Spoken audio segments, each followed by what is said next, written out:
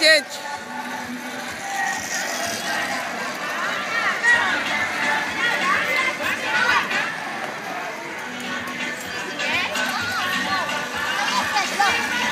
Ahoj!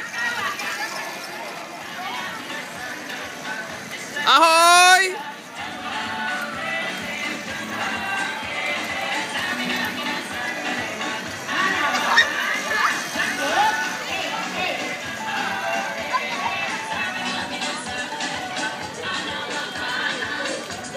Já jsem byl pořád třetí. Já jsem byl úplně pořád třetí. Paráda.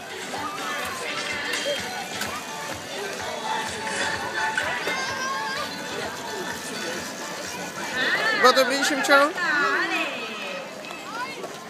Budeme se jít zase. Zítra naposledy. Co? Jo. A můžeme jít zítra oba. Pojď, jdem pro Jonáška, pojď.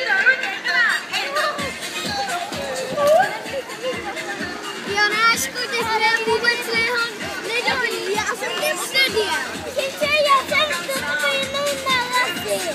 No ale já jsem ti vstydil. Já jsem Já jsem tě chtěl narazit. Chtěl jsem tě vybourat. Já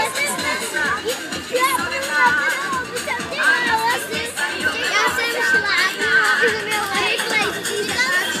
Tamhle mě tam ta holka s tou modrou vybourala. A potom jsem se tamhle otočil. No